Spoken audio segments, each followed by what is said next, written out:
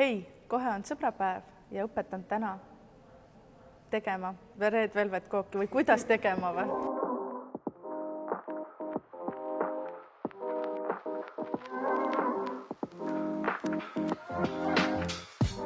Red Velveti kooki läheb või, õli, suhkur, munad, vaniljesuhkur, punane toiduvärv, mida segame kokku keefiriga, jahu, kakao, sool ja küpsetuspulber.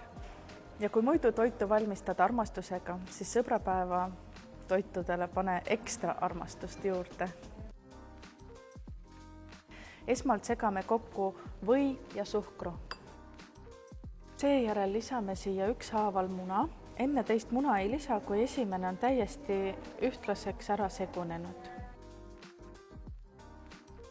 Lisame õli, seejärel lisame valgeveinijäädika. Red Velvet ei saaks olla punane ilma toiduvärvita ja peaks panema päris palju, et muidu see värv kaob küpsetamisel ära.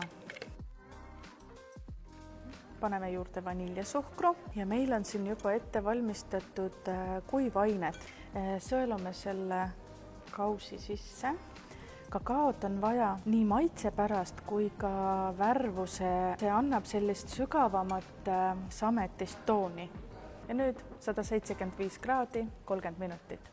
Kreemiks kasutame mascarponet, vahukoort, puudersuhkurt ja natukene vaniljesuhkurt.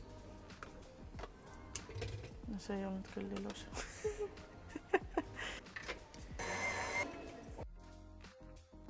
Kui meie hambatikk on kuiv ja puhas, siis kook on valmis.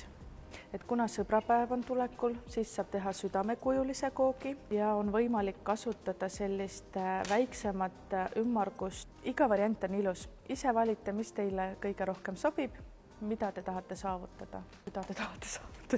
Mida sa tahad saavutada oma elus? Pead ära otsustama. Nüüd eemaldame ta küpsetuspaberi küljes. Niimoodi. Vormi ei pea olema spetsiaalselt olemas. Ja need, mis meil üle jäävad, sellest me teeme puru, et me saame koogile ümber puistada. Üks võimalustest koogile kreemi panna on läbi sellise pritskoti. Aga kui seda kodus ei ole, siis pole ka hullu.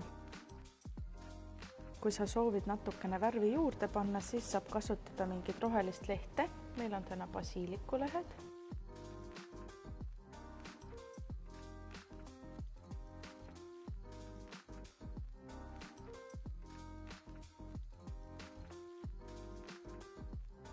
Ja teeme veel kolmanda variandi.